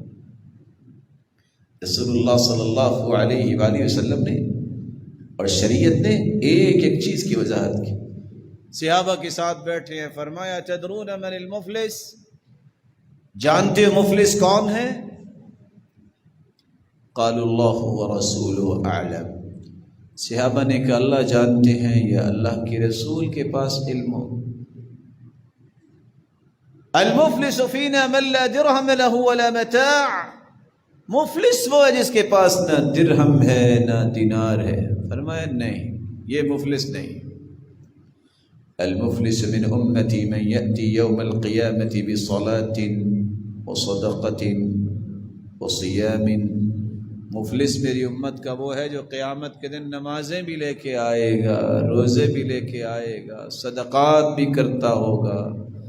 وَيَأْتِي قَدْ شَتَمَ هَذَا، اس نے کسی کو گالی دی ہوگی، او قذف هذا کسی پہ بہتان باندھا ہوگا، او ضرب هذا کسی کو مارا ہوگا، او اکل مال هذا کسی کا مال کھایا ہوگا، او سفک دم هذا کسی کو قتل کیا ہوگا۔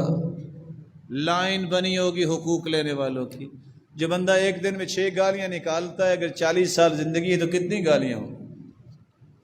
روزانہ کی ایک گالی بھی دے اگر تو قیامت کو کتنی بڑی لائن ہوگی حقوق لینے والوں۔ فَيُعْطَى هَذَا مِنْ حَسَنَاتِي وَهَذَا مِنْ حَسَنَاتِي، وہاں درہم و دینار تو نہیں ہوں گے، نیکیاں تقسیم ہونا شروع ہو جائیں گی۔ فَإِنْ فَانِيَتْ حَسَنَاتُ قَبْلَ أَنْ يُقْضَى مَا عَلَيْهِ، نیکیاں ختم ہو جائیں گی اور لائنیں ابھی لگی ہیں، جن پہ ظلم کیا، جن کو گالی دی، جن پہ بہتان باندھا، جس کا مال ہڑپ کیا، جس کو قتل کیا، لائنیں لگی۔ اللہ فرمائیں کہ ان سب کے گناہوں کو اٹھاؤ اور اس کے اوپر رکھو، ثم طرح فی النار، اور اس کو جہنم میں ڈال دیا جائے۔ یہ میری امت کا مفلس ہے۔ اللہ تعالیٰ ہر ایک کو محفوظ فرمائے۔ اللہ تعالیٰ نے چلنے کا انداز بھی بتا دیا ہے کہ ٹانگوں اور پاؤں سے تم نے کام کیا لینا ہے۔ وَلَا تَمْشِ فِي الْأَرْضِ مَرَحًا إِنَّ اللَّهَ لَا يُحِبُّ كُلَّ مُخْتَالٍ فخور، اکڑ کے زمین پہ نہ چلو. ولا تمش فوق الأرض إلا تواضعا وكم تحتها قوم هم منك أرفع وإن كنت في عز وحرز ومنعة وكم تحتها قوم هم منك أمنع. زمین پہ اکڑ کر چلنے والے ذرا ہوش سے چل. تجھ سے بڑے بڑے تھے جو زمین کے نیچے چلے. تم سمجھتے ہو کہ میری نگرانی، میری آؤ بھگت کرنے والے میرے گارڈز بہت ہیں، تو یاد رکھنا اس زمین کے نیچے وہ بھی چلے گئے جن کی حفاظت کرنے والے تم سے زیادہ تھے. وہاں تو قارون بھی چلا گیا، اور اللہ کے رسول نے فرمایا، جب اللہ کے رسول صلی اللہ علیہ وسلم نے فرمایا جب گھر سے اچھا لباس پہن کے نکلا، مرجل جمت، کنگھی کی ہوئی تھی، تعجبہ نفسہ، بار بار دیکھ رہا تھا کہ کیا کمال کا میں انسان ہوں. اللہ نے حکم دیا زمین کو، کوئی فوج نہیں بھیجی، فاخذت الارض، قارون کے پاؤں کو زمین نے پکڑ لیا. کہتا ہاں یہ کیا، ابھی پتہ چلے گا کیا ہے. دھنسنا شروع ہو گیا، سوچتا ہوگا کہ مال دے کے چھٹکارا مل جائے گا. سارا مال بھی لایا گیا. اللہ تعالیٰ نے کیا فرمایا؟ فَخَسَفْنَا بِهِ وَبِدَارِهِ الْأَرْضَ فَمَا كَانَ لَهُ مِنْ فِئَةٍ يَنْصُرُونَهُ مِنْ دُونِ اللَّهِ. وہ بھی دھنس گیا، خزانے بھی دھنس گئے، کوئی بچانے نہیں آئے. وَهُوَ يَتَجَلْجَلُ بِهِ إِلَى يَوْمِ الْقِيَامَةِ، اور صحیح بخاری اور مسلم کی روایت بتاتی ہے قیامت تک وہ زمین میں دھنستا ہی جائے گا. وَقَصِدْ فِي مَشْيِكَ وَاغْضُضْ مِنْ صَوْتِكَ إِنَّ أَنكَرَ الْأَصْوَاتِ لَصَوْتُ الْحَمِيرِ. مناسب چال چلو، نہ اتنے ڈھیلے چلا کرو کہ لوگ بیمار سمجھے، اور نہ ہی اس طرح دوڑو کہ وقار ختم ہو جائے. وقصد فی مشیک، جرت والی چال چلو، پتہ چلے کوئی پاؤں جما کی زمین پہ چل رہا ہے، جیسے اللہ کے رسول کا طریقہ تھا. کأنہ ینحدر من الاعلی، ایسے چلتے جیسے اوپر سے نیچے آ رہے ہیں. وکان لا یلتفت، چلتے دائیں بائیں نہیں، وہ جھانکتے تھے. اپنے جہاں جانا ہے وہاں ان کی توجہ ہوتی تھی کہ میں نے وہاں جانا ہے، آرام سے چلتے، وقار سے چلتے. رسول اللہ صلی اللہ علیہ وآلہ وسلم نے، شریعت نے جہاں ایک ایک جز کی حقیقت بیان کی ہے، وہاں ایک پھر حکم دیا ہے. تمہارے جسم کے بال سے لے کے پاؤں کے ناخنوں تک کے معاملات میں رہنمائی دے دی ہے. مشابہت غیر مسلم کی نہ کرنا. لیس منا من تشبہ بغیرنا، اس کا تعلق میرے ساتھ نہیں ہے، ہمارے ساتھ نہیں ہے جو غیر کی مشابہت کرتا ہے. لا تشبہوا بالیہود ولا بالنصارى، نہ یہودیوں کی مشابہت کرنا نہ عیسائیوں کی کرنا. لیس منا من عمل بسنت غیرنا، لوگوں جو ہمارے غیر کی مشابہت کرتا ہے مسلمانوں کی نہیں، اس کا ہمارے ساتھ تعلق ہی نہیں ہے. لَتَرْكَبُنَّ سُنَنَ مَنْ كَانَ قَبْلَكُمْ شِبْرًا بِشِبْرٍ وَزِرَاعًا بِزِرَاعٍ حَتَّى لَوْ أَنَّ أَحَدَهُمْ دَخَلَ جُحْرَ ضَبٍّ لَدَخَلْتُمُوهُ وَلَوْ أَنَّ أَحَدَهُمْ جَمَعَ امرأته في الطريق لفعلتموه. ان قریب تم یہودیوں اور عیسائیوں، تم سے پہلے جو قومیں گزری ہیں ان کی پیروی کرو گے. شبراً بشبر وزراعاً بزراع، بالکل ایک ایک چیز کی نقالی کرو گے. وہ کسی بل میں داخل ہوں گے تو تم بھی کہو گے اچھا دیکھتے ہیں یہاں کیا ہے، یہ مسٹر ڈگلس ہرڈ اندر گیا ہے کچھ چیز لائے گا، میں بھی جاتا ہوں. وہ تو ہیں ہی ایسے، اگر راستے میں اپنی بیویوں کے ساتھ وہ مجامد کریں تو تم ان کی بھی نقالی کرو، غیر مسلم کی نقالی نہ کرنا، ان کی مشابہت نہ کرنا۔ اور ساتھ یہ فرمایا جس کو اللہ نے مرد بنایا اسے مرد رہنا چاہیے، جس کو اللہ نے عورت بنایا اسے عورت رہنا چاہیے۔ لعن اللہ المتشبہات من النساء بالرجال، ان عورتوں پہ لعنت ہے جو مرد بننا چاہتی ہیں، والمتشبہین من الرجال بالنساء، ان مردوں پر لعنت ہے جو عورت بننا چاہتے ہیں۔ اللہ نے مرد بنایا ہے، اللہ نے عورت بنایا ہے، الحمدللہ، جو عورت ہے وہ بھی الحمدللہ کہ جو مرد ہے وہ بھی الحمدللہ، تشبہ نہ کرے۔ لعن اللہ المخنثین من الرجال، اللہ نے جس کو مرد کامل بنایا ہے اگر وہ ہجڑا بننا چاہتا ہے اس پہ اللہ کی لعنت ہے۔ ولعن اللہ المترجلات من النساء، لعنت ہے اس عورت پر جو ہے تو عورت لے کر مرد بننا چاہتی ہے، ہجڑا بننا چاہتی ہے، لعنت ہے اس میں۔ بلکہ اللہ نے فرمایا لعن اللہ الرجل يلبس لبسة المرأة والمرأة تلبس لبسة الرجل، اس مرد پر لعنت ہے جو زنانہ لباس پہنتا ہے، اس عورت پر لعنت ہے جو مردانہ لباس زیب تن کرتی۔ انه اهلك من كان قبلكم حين اتخذ نساؤهم قصة من شعر انما هلكت بنو اسرائیل، بنی اسرائیل پہ لعنت آئی۔ اللہ نے بنی اسرائیل کی ایک قوم کو مسخ کر کے چوہا بنا دیا۔ کیسے چوہا بنا دیا؟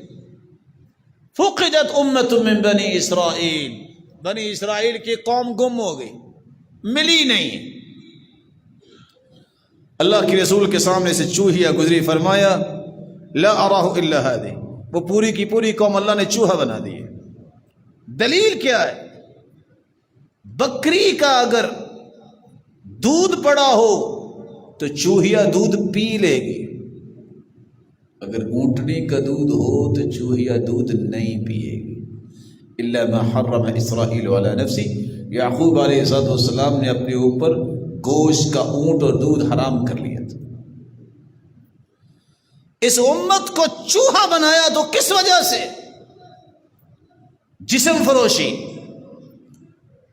اور لعنت کے کام کرنا۔ حين اتخذت نساؤهم قصة من شعر، جب ان کی عورتوں نے جوڑے کرنے شروع کر دیے۔ مرد کو اللہ نے زینت دی ہے داڑھیوں کے ساتھ، عورت کو زینت دی ہے میڑیوں کے ساتھ۔ آپ صلی اللہ علیہ وسلم نے فرمایا ایک وقت آئے گا، سلسلہ صحیحہ کی روایت غور سے سننے والی، لوگ آئیں گے ینزلون عند ابواب المساجد، مسجدوں میں آئیں گے، معهم نساء، ان کے ساتھ عورتیں ایسی ہوں گی، کاسیات عاریات، آئیں گے مسجدوں میں لیکن لباس پہننے کے باوجود وہ عوریاں ہوں گی، اور ان کے سر پہ بختی اونٹ کی کوہان کی طرح جوڑے بنے ہوں گے۔ رسول اللہ صلی اللہ علیہ وسلم نے فرمایا صنفان لم ارہما بعد، دو قسم کے لوگ ہیں میں نے آج تک نہیں دیکھے۔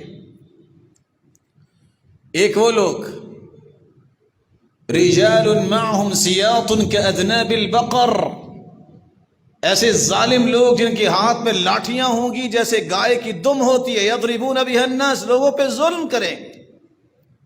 ونساء کاسیات عاریات مائلات ممیلات، اور ایسی عورتیں جو لباس پہننے کے باوجود عریاں ہوں گی، لوگ ان کی طرف مائل و لوگوں کی طرف مائل۔ رؤوسهن کاسنمۃ البخت المائلہ، ان کے سروں پہ جوڑے ہوں گے جیسے بختی اونٹ کی کوہان جھکی ہوتی۔ لا يدخلن الجنة ولا يجدن ريحها وإن ريحها ليوجد من مسيرة كذا وكذا، یہ عورتیں اور یہ ظالم لوگ جنت میں داخل نہیں ہوں گے. جنت میں داخل ہونا تو دور کی بات ہے، جنت کی خوشبو بھی نہیں پائیں گے. روایت صحیح مسلم کے اندر رسول اللہ صلی اللہ علیہ وسلم نے فرمایا ثلاثة لا يدخلون الجنة العاق لوالديه والديوس ورجلة من نساء. 3 لوگ جنت میں نہیں جائیں گے اگر توبہ نہ کی. والدین کا نافرمان، دیوس جس کے گھر میں خباثت ہوتی ہے اسے پرواہ نہیں ہے، الذی یقر فی اہلہ الخبث. اور ایسی عورت جو ہے، عورت مرد بننا چاہتی ہے. رسول اللہ صلی اللہ علیہ وسلم نے فرمایا تھا کہ مرد اور عورت ایک دوسرے کی مشابہت نہیں کریں گے. رسول اللہ صلی اللہ علیہ وسلم کے اس فرمان کو میں کھولنا چاہتا ہوں. میرے اور آپ کے سامنے صرف 2 راستے ہیں. ایک وہ راستہ ہے جو اسلام نے دیا، ایک وہ راستہ جو مغرب چاہتا ہے، کافر چاہتے ہیں. 6 ارب کافر 1.5 ارب مسلمانوں سے تقاضا کر رہے ہیں ہمارے جیسے بنو. اللہ کا دین تقاضا کرتا ہے کہ تم مسلمان ہی رہو، مومن ہی رہو، اللہ والے بن کے رہو. مغرب کہتا ہے مرد اور عورت میں کوئی فرق نہیں. اسلام کہتا ہے وَلَيْسَ الذَّكَرُ كَالْأُنثَىٰ، مرد عورت جیسا نہیں ہو سکتا. مغرب کہتا ہے ایک مرد ایک سے زیادہ شادیاں نہیں کر سکتا. قرآن کہتا ہے فَانْكِحُوا مَا طَابَ لَكُم مِّنَ النِّسَاءِ مَثْنَىٰ وَثُلَاثَ وَرُبَاعَ. عدل کر سکتے ہو، انصاف کر سکتے ہو، سنت کے لیے شادی کرنا چاہتے ہو، تمہارے پاس جسمانی اور مالی طاقت ہے تو تم 2 بھی کر سکتے ہو، 3 بھی کر سکتے ہو، 4 بھی کر سکتے ہو. مغرب کہتا ہے کہ بچے کی نسبت ماں کی طرف ہوگی. اسلام کہتا ہے ادعوہم لآبائہم، بچے کی نسبت باپ کی طرف ہوگی. مغرب کہتا ہے کہ مرد کا عورت پہ کوئی زور نہیں ہے، عورت بھی آزاد ہے، اس پہ کوئی روب نہیں ڈال سکتا، یہ اس کا ذمہ دار نہیں ہے. اسلام کہتا ہے الرجال قوامون علی النساء، مرد قوام ہے، ذمہ دار ہے عورتوں پہ. اور حدیث کہتی ہے فإنہن عوان عندکم، یہ تو تمہارے پاس کون ہے؟ عوان، خدمت گزار ہے. مغرب کہتا ہے کہ جس طرح مرد طلاق دے سکتا ہے عورت بھی طلاق دے سکتی ہے. اسلام کہتا ہے الذی بیدہ عقدۃ النکاح، جس کے ہاتھ میں نکاح کی گرہ ہے وہ طلاق دے سکتا ہے، وہ مرد دے سکتا ہے، عورت طلاق نہیں دے گی، عورت خلا لے گی. مغرب کہتا ہے طلاق کے بعد کوئی عدت نہیں، ادھر طلاق ہوئی اگلے گھنٹے میں عورت نئی شادی کر سکتی ہے. اسلام کہتا ہے والمطلقات یتربصن بانفسہن 3 قروء، 3 حیض اس کو عدت گزارنی ہے طلاق یافتہ کو. اگر خامن فوت ہو جائے تو 4 مہینے 10 دن اسے عدت گزارنی ہے، اور اگر وہ حاملہ ہے تو وضع حمل تک اسے عدت گزارنی ہے. مغرب کہتا ہے کہ مرد اور عورت کی وراثت برابر ہے. اسلام کہتا ہے یوصیکم اللہ فی اولادکم للذکر مثل حظ الانثیین، مرد کے 2 حصے ہیں، عورت کا 1 حصہ ہے. مغرب کہتا ہے کہ مرد مرد سے نکاح کر سکتا ہے، عورت عورت سے نکاح کر سکتی ہے. رسول اللہ صلی اللہ علیہ وسلم نے فرمایا مروا اولادکم بالصلاة وما ابناء 7 سنين واضربوهم عليها اذا بلغوا 10 وفرقوا بينهم في المضاجع. 7 سال کی عمر میں بچے کو نماز کا حکم دو، 10 سال کا ہو جائے مار کے پڑھاؤ، اور دونوں بھائیوں کے بستر الگ کر دو. 10 سال کے وہ اکٹھے نہیں سوئیں گے، ایک لحاف میں نہیں سوئیں گے، 2 بہنیں بھی ایک لحاف میں نہیں سوئیں گی. اسلام پاکیزہ دین ہے. رسول اللہ صلی اللہ علیہ وسلم کے صحابی کہتے ہیں نہا رسول اللہ صلی اللہ علیہ وسلم، اللہ کے رسول صلی اللہ علیہ وسلم نے منع کیا 10 چیزوں سے. ان میں سے ایک یہ ہے ان مکامعۃ الرجل الرجل بغیر شعار، کوئی مرد مرد کے ساتھ لیٹے اور شعار نہیں ہے، کوئی کپڑا نہیں ہے. اور مکامات المرأة بالمرأة، اور آج یہ جرم مغرب میں ہوتا ہے، مرد مرد سے شادی ہوتا ہے، اور تف ہے ایسے نظام پہ کہ آج مرد مرد سے نکاح کرتا نظر آتا ہے اور کوئی پوچھنے والا نہیں ہے اس وطن عزیز کے اندر. لوگوں کو مغربیت نے چاٹ لیا ہے، اور آج اس مغرب کو راضی کرنے کے لیے ان کو اپنی فطرت پہ بھی کوئی ناز نہیں رہا کہ ہمیں اللہ نے مسلمان بنایا ہے. رسول اللہ صلی اللہ علیہ وسلم نے فرمایا تھا، من وجدتموه يعمل عمل قوم لوط فاقتلوا الفاعل والمفعول. جس کو دیکھو کہ وہ لوط علیہ السلام کی قوم جیسے اعمال کرتا ہے، کام کرنے والے کو، فاعل اور مفعول کو، دونوں کو قتل کر دو. اور آج مغرب کہتا ہے کہ مرد مرد سے نکاح کر سکتا، عورت عورت سے سحاق نکاح کر سکتی ہے اور گناہ کر سکتی ہے. رسول اللہ صلی اللہ علیہ وسلم کے دین کو مذاق بنانے والے کہتے ہیں اگر عورت کا نکاح قرآن سے ہو سکتا ہے تو مرد کا مرد سے کیوں نہیں ہو سکتا؟ اخباروں کو پڑھ کے دیکھیں. مغرب کہتا ہے جس وقت چاہو بچہ گرا دو، کوئی گناہ نہیں. اسلام کہتا ہے اگر تم نے بچہ گرایا تو تمہیں دیت دینی پڑے گی. والسقط يصلى عليه ويدعى لوالديه المغفرة بالمغفرة. اگر بچہ وقت سے پہلے پیدا ہو جائے اور روح پھونکی جا چکی ہو، فوت ہو جائے، اس کا جنازہ بھی پڑھا جائے گا اور اس کے والدین کے لیے بخشش اللہ سے مانگی جائے گی. رسول اکرم صلی اللہ علیہ وسلم نے فیصلہ دیا تھا جب اور دو عورتوں کی لڑائی ہوئی، دوسری عورت نے لاٹھی مار کے، بچہ پیٹ میں تھا وہ مر گیا، آپ نے دیت کا حکم دیا. مغرب کہتا ہے عورت جس سے چاہے، جس طرح مرد 4 شادیاں کر سکتا ہے، عورت بھی بوائے فرینڈ رکھ سکتی ہے. شریعت کہتی ہے محسنات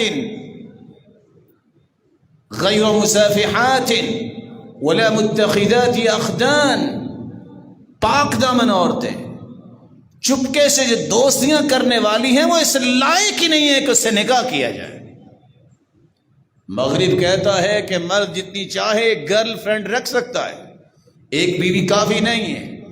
قرآن کہتا ہے محسنین غیر مسافحین ولا متخذی اخدان. یہ لوگ جو پاک دامن ہیں وہ ایسا نہیں کیا کرتے، وہ چپکے سے دوستیاں نہیں پالا کرتے. مغرب کہتا ہے کہ جو بھی تم چاہو کر لو، تمہیں پرواہ کس کی ہے؟ خود سوچتے ہو، خود فیصلے کرتے ہو. اسلام کہتا ہے تم آزاد نہیں ہو، تم رب کے غلام ہو، تمہیں رب کی بات ماننی ہے. یہ صلاحیت بھی تیرے رب نے تجھے دی ہے، یہ عقل بھی تیرے رب نے دی ہے. اور آج رسول اللہ صلی اللہ علیہ وآلہ وسلم کے فرامین کا کوئی خیال نہیں کیا جا رہا. مغرب کہتا ہے 18 سال تک جب بچہ اور بچی نہ ہو نکاح نہیں کر سکتے. اسلام کہتا ہے، صحیح بخاری کی روایت ہے، سیدہ عائشہ رضی اللہ تعالی عنہا فرماتی ہیں جب میرا نکاح ہوا اور جب میری شادی ہوئی تو میں اس وقت 9 سال کی تھی. اور امام شافعی کہتے ہیں میں نے اپنی زندگی میں 21 سالہ نانی دیکھی ہے. 9 سال کی عمر میں شادی ہوئی، 1 سال کے بعد اللہ نے بیٹی دے دی. 9 سال کے بعد اس کی شادی ہوئی، اس کو 1 سال کے بعد اللہ نے بیٹی دے دی، 21 سال کی نانی بنی. یہ وہ نظام ہے ایک اسلام کا، اور ایک نظام ہے مغرب کا. آج مغرب کو راضی کرنے والے اللہ کے عذاب میں آ جائیں گے اگر توبہ نہ کی گئی. اسی طرح کا نظام جو مغرب چاہتا ہے کہ مسلمانوں میں بھی آئے، ٹرانسجینڈر کا یہ قانون اور ایکٹ نہ جانے کیسے پیش ہوا. یہ قوم کے رکھوالے کہاں تھے؟ ٹرانسجینڈر کا معنی کیا گیا خواجہ سرا. ڈکشنریوں کو دیکھیے کہ ٹرانسجینڈر کا معنی یہ ہے کامل مرد ہے، لیکن وہ کہتا ہے کہ میں عورت بننا چاہتا ہوں. کامل عورت ہے لیکن وہ کہتی ہے کہ نہیں میں مرد بنوں گی. قانون پاس ہو گیا. باتیں ہو رہی ہیں. اس کا معنی یہ ہوگا کل کو مرد مرد سے شادی کرے گا، کوئی قانونی گرفت نہیں ہوگی، صحیح ہوگا، وہ آپ کچھ کر نہیں سکے. یا عورت عورت سے اس نکاح رچا لے، آپ کچھ کہہ نہیں سکے، قانونی اس کو سرپرستی ملے. عورتوں کے لیے سیٹیں خاص ہوتی ہیں، بیٹھنے کے لیے مرد بھی جا کے بیٹھے گا، کیونکہ میں نے کارڈ اپنا عورت کا بنایا ہوا. وہ ہمارے استاد کہا کرتے تھے، ایک شخص نے حرام باندھا، وہ جا کے عورتوں کی طرف بیٹھ گیا. شرطے نے آگے پکڑ لیا، ادھر آؤ، یہاں کیوں بیٹھو؟ کہتے عندی دلیل، میرے پاس دلیل ہے یہاں بیٹھنے کی. اور تیرے پاس کون سی دلیل آ گئی؟ کہتا ہے میں اپنی ماں کی طرف سے عمرہ کر رہا ہوں تو عورتوں میں بیٹھوں گا. عورتوں کے ساتھ جو مسائل ہیں کیا مردوں کو بھی پیش آئیں گے؟ کیا بنے گا؟ مغرب چاہتا ہے شہوت پرست قوم تیار ہو. مغرب چاہتا ہے کہ ہمارا نظام بنے ہر جگہ. مغرب چاہتا ہے کہ جس طرح ہم غلیظ ہیں، مسلمان بھی غلیظ ہوں، ہم پہ کل کو انگلی نہ اٹھائیں. جب ایک جیسے ہو جائیں گے تو اعتراض کون کرے گا؟ آج وقت کی ضرورت ہے کہ ان باتوں کو سمجھیے. نظام اسلام کا ہے جو اللہ نے وحی بنا کے اتارا، جو اللہ ذو الجلال نے قرآن بنا کے اتارا، جو اللہ ذو الجلال نے اپنے پیغمبر کی زبان سے حدیث بنا کے نازل کی. اسی اللہ کے رسول نے فرمایا تھا بادروا بالاعمال ستہ، لوگوں 6 چیزوں سے پہلے جتنے عمل کرنا چاہتے ہو کر لو. 6 چیزوں سے پہلے اعمال کر لو. امارت السفہاء، اس سے پہلے عمل کر لو جب بے وقوف بن جائیں گے تمہارے حکمران، سفیہ لوگ آ جائیں گے. وکثرت الشرط، بہت زیادہ پولیس ہوگی لیکن نظام نہیں بنے گا. بیع الحکم، فیصلے بکا کریں گے. واستخفافا بالدم، خون بڑا ہی ہلکا ہو جائے گا، چند ٹکے اس کی قیمت ہوگی. وقطیعۃ الرحم، رشتہ داروں کی کوئی پرواہ نہیں ہوگی. ونشوا یتخذون مزامیر، اور نوجوان بانسریوں والے بن جائیں گے. کیسے؟ یتخذون مزامیر یقدمون احدهم لیغنیہم وان کان اقلہم فقہا، اس لیے ان کو آگے کریں گے نماز پڑھاؤ، کس کی آواز سریلی ہے، اس کو دین کی سمجھ ہو یا نہ ہو. رسول اللہ صلی اللہ علیہ وسلم کا لایا ہوا نظام وہی میرے اور آپ کے لیے نظام ہے. لیکن اس نظام سے نفرت اور توفیق سے انسان محروم کیوں ہوتا ہے؟ شقیق بن ابراہیم بیان کرتے ہیں اغلق باب التوفیق عن الخلق من 6 اشیاء، 6 چیزیں جب آ جائیں تو توفیق کے دروازے بند ہو جاتے ہیں. الحمدللہ، 6 چیزیں جب آ جائیں تو توفیق کے دروازے بند ہو جاتے ہیں. اشتغالهم بالنعمہ عن شکرہا، جب لوگوں کو نعمتیں تو ملے شکر نہ کریں توفیق کا دروازہ بند ہو جاتا ہے. ورغبتهم بالعلم وتركهم العمل، لوگوں کی علم سیکھنے کی تو رغبت ہو، عمل کی ضرورت نہ سمجھے، اللہ توفیق کا دروازہ بند کر دیتے ہیں. المسارعۃ الی الذنب وتاخیر التوبہ، گناہ میں جلدی کریں اور توبہ میں تاخیر کریں، اللہ توفیق کا دروازہ بند کر دیتے ہیں. الاغترار بالصحبۃ الصالحین وترک الاقتداء بهم، یہ تو فخر کریں کہ میرا فلاں عالم سے فلاں ایک آدمی سے تعلق ہے لیکن نیک بننے کی کوشش نہ کریں، اللہ توفیق کا دروازہ بند کر دیتے. ادبار الدنیا عنہم وہم یتبعونہ، دنیا تو ان سے بھاگتی ہے لیکن یہ دنیا کے پیچھے پیچھے بھاگتے ہیں. جب یہ دنیا کے پیچھے بھاگتی ہے دین کو چھوڑ کر، اللہ توفیق کا دروازہ بند کر دیتے. اقبال الآخرۃ علیہم وہم معرضون عنہا، آخرت تو قریب آ رہی ہے لیکن ان کو فکر نہیں آخرت کی، اللہ توفیق کا دروازہ ایسے شخص پر بند کر دیتے ہیں. اللہ ذو الجلال نے تو یہاں تک فرمایا اپنے پیغمبر کے ذریعے، من خبب امرأة علی زوجها، کوئی کسی کی بیوی کو خامن کے خلاف اکساتا ہے اس کا میرے ساتھ تعلق نہیں. کوئی کسی کے غلام یا خادم کو آقا کے خلاف اکساتا ہے اس کا میرے ساتھ تعلق نہیں. اکسانے سے بھی اللہ کے رسول نے منع کر دیا، چہ جائے کہ مرد کو عورت اور عورت کو مرد بنا دو۔ رسول اللہ صلی اللہ علیہ وسلم نے فرمایا لیس منا من غش، دھوکہ کرنے والا ہم میں سے نہیں۔ المکر والخداع فی النار، مکاری کرنا اور دھوکہ کرنا اس کا نتیجہ جہنم ہے۔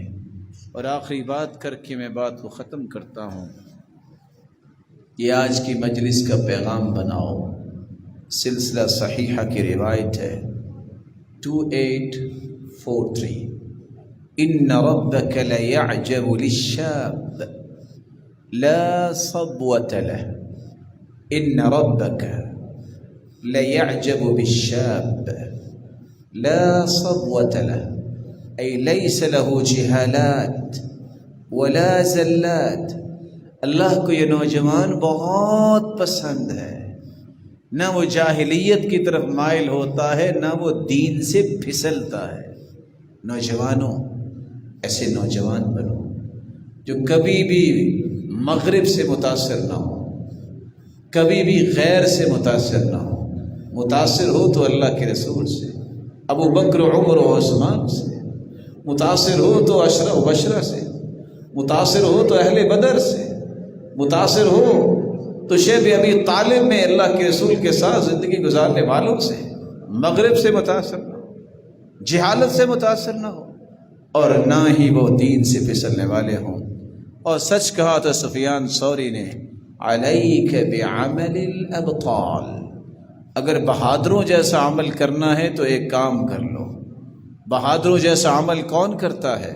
وہ دو کام ہیں، الکسب من الحلال والانفاق علی العیال۔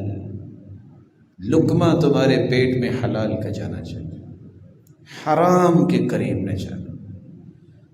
فضول خرچیاں کرنے کے بجائے اپنے اہل و عیال پہ خرچ کرو، یہ سارے کا سارا تمہارے نام اعمال میں صدقہ بن جائے گا۔ اللہ سے دعا ہے اللہ میری اور آپ کی فطرت کی حفاظت فرمائے، ہمیں اسلام کے مطابق زندگی گزارنے والا بنائے۔